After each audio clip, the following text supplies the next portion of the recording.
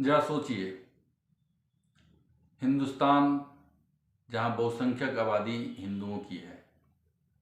हिंदू अगर हमसे पूछे तो मैं तो ये हिंदू शब्द का भी मैं विरोधी हूँ, क्योंकि हिंदू शब्द सिंधु से निकला। सिंधु हिंदू और इंडस होते हुए इंडिया तक गया। वैसी स्थिति में एक्चुअली हमारा जो संस्कृति है, हमारा जो धर्म है, वो है सनातन धर्म। तो जो भी सनातनी है वो उदारवादी है, क्योंकि उसके संस्कृति में ही उदारवाद है। प्रश्न ये है कि मुसलमानों को हर चीज में आपत्ति क्यों है, ऑब्जेक्शन क्यों होता है।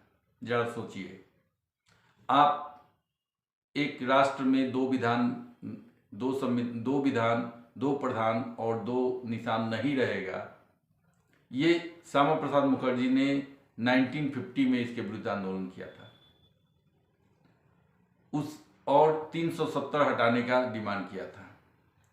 370 हटाया जाता है तो और जो पार्टियां थी, चाहे वो कांग्रेस हो या और जो अपने आप को धर्मनिरपेक्ष पार्टी बोलती है, उन सब ने इसका विरोध किया। नहीं, उनकी नज़र में 370 नहीं हटाना चाहिए था। क्यों? क्योंकि इससे मुसलमान नाराज हो जाएंगे। जबकि रियलिटी ये है कि किसी भी भारतीय मुसलमान का कश्मीर से कोई संबंध नहीं है। किसी भारतीय मुसलमान को 370 हटने से रखने से कोई फायदा भी नहीं है और हटाने से कोई घाटा भी नहीं है। लेकिन चूंकि कश्मीर एक मुस्लिम बहुल राज्य है, मुस्लिम मेजॉरिटी स्टेट है, इसलिए 370 रहेगा, नहीं तो भारतीय मुसलमान नाराज हो जाएंगे। 3 तलाक, जो खुद मुस्लिम स्कॉलर मानते हैं कि ये एक विकृति है, ये इस्लाम का अंग नहीं है, लेकिन उस विकृति को हटाने के लिए भी जब मोदी सरकार कोई पहल करती है तो उसका भी विरोध किया जाता है।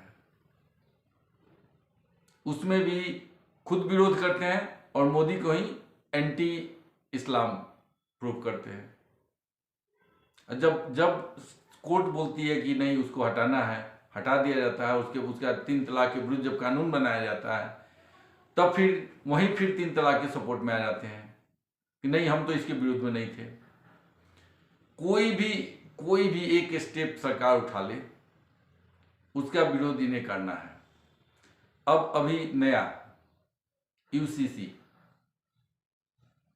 जो समान नागरिक संहिता कानून है, इसका सिंपल है कि हाँ, जितने एक राष्ट्र में रहने वाले सभी राष्ट्र के नागरिकों पर, उस राष्ट्र के सभी नागरिकों पर सेम कानून, समान कानून लागू होना चाहिए।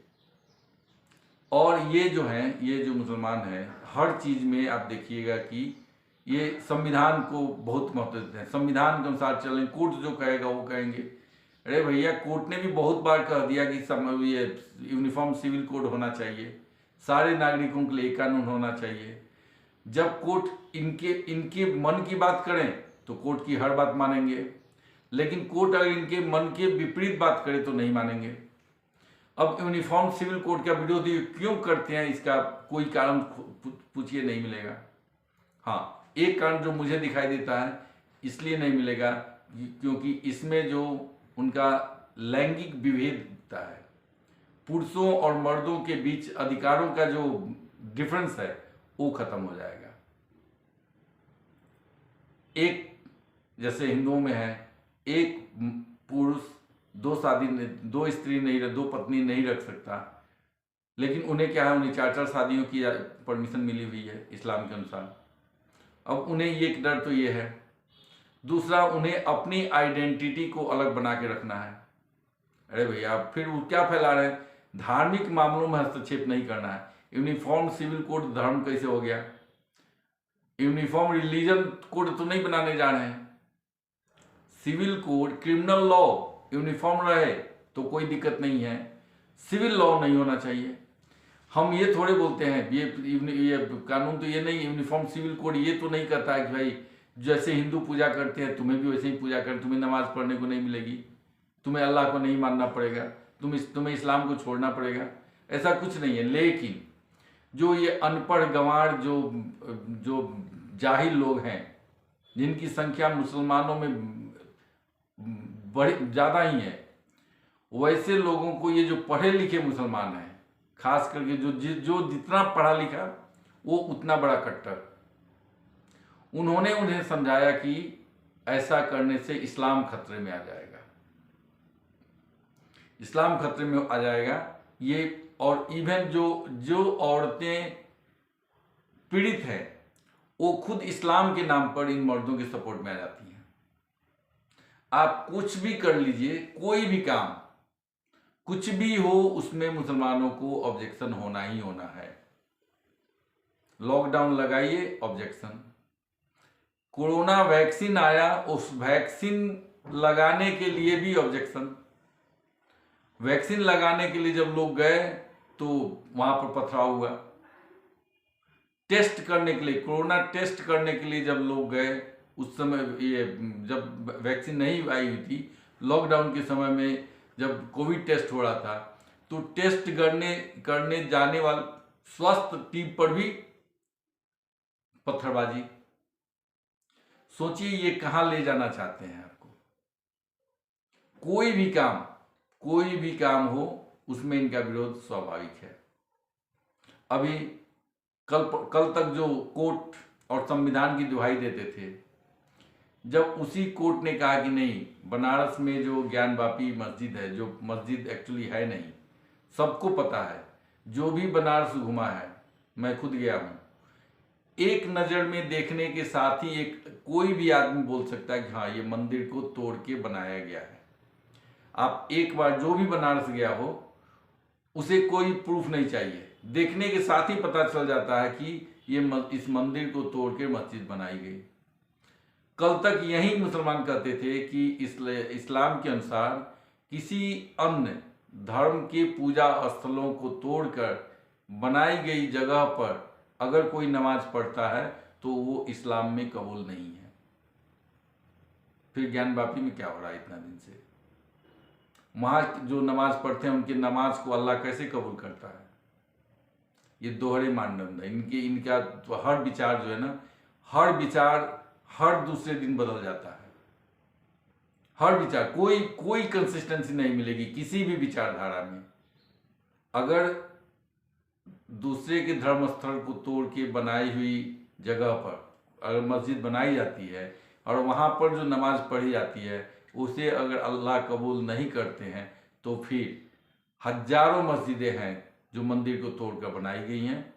और खुद उन्होंने लिखा है, ये नहीं कि अभी की सरकार बता रही है।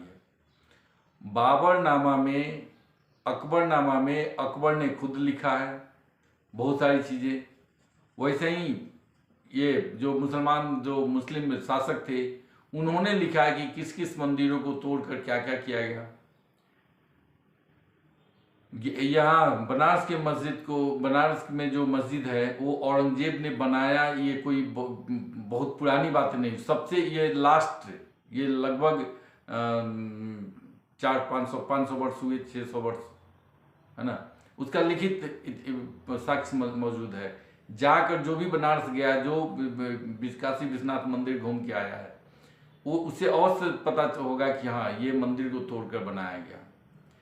अब अगर तोड़ के बनाया गया, अगर हमारे ऊपर उस समय अत्याचार हुआ और तुम कहते हो कि हाँ, हिंदू मुस्लिम को मिलके रहना चाहिए, अगर मिलके रहना चाहते हो भैया, तो तुम दे दो जो हिंदुओं का पवित्र स्थल है काशी। हम पहले भी तो हिंदुओं ने क्या कहा था कि काशी, मथुरा और अयोध्या 3 दे दो, बाकी हम डिमांड छोड़ देंगे, लेकिन नहीं माने।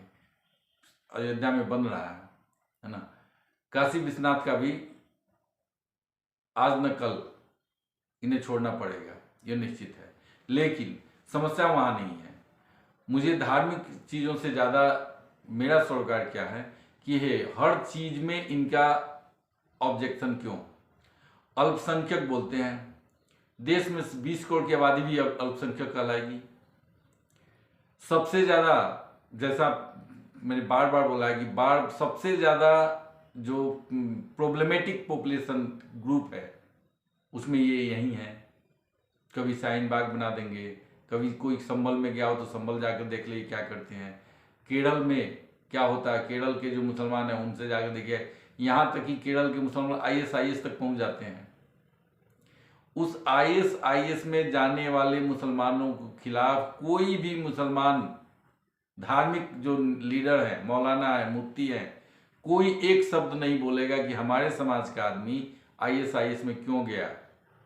बल्कि ये तो वो समाज है जो तालिबानी क्रूरता का भी समर्थन करती है। ये जहाँ जहाँ मुस्लिम बहुसंख्यक देश है वहाँ पर इन्हें शरिया चाहिए, वहाँ इस्लामिक राज्य चाहिए, इस्लामिक राष्ट्र चाहिए। इन्हें तालिबान अच्छा लगता है क्योंकि वहाँ दूसरे किसी भी समुदाय को कोई भी अधिकार नहीं दिया गया है। इन्हें पाकिस्तान अच्छा लगता है क्योंकि पाकिस्तान एक इस्लामिक देश है।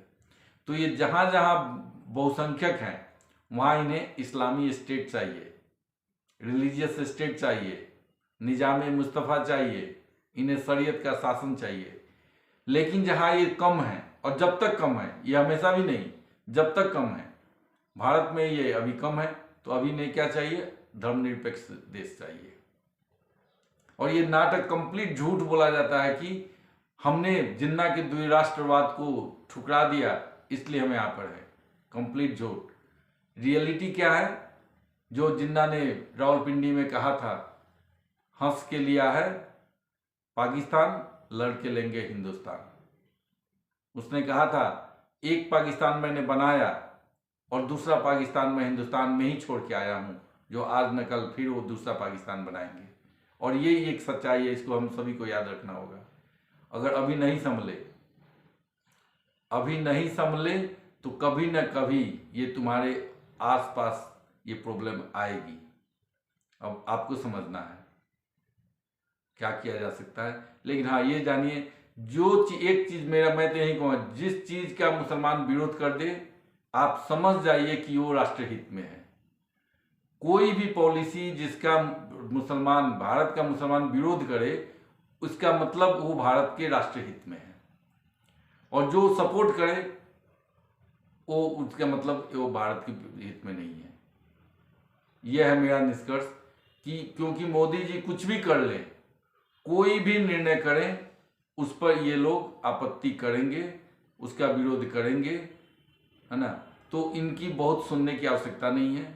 आप अपना काम कीजिए, संविधान के अनुसार कीजिए, जो राष्ट्र के हित में वो कीजिए। ये मेरे अपने विचार हैं। मैं ये नहीं कहता कि सब कोई मेरी बात माने, लेकिन मेरा ये इसका शीर्षक है, जरा सोचिए कि जो हो रहा है वो सही हो रहा है, जो मोदी जी कर रहे हैं वो सही है या गलत है, और ये जो मुसलमान कर रहे हैं वो सही है या गलत है।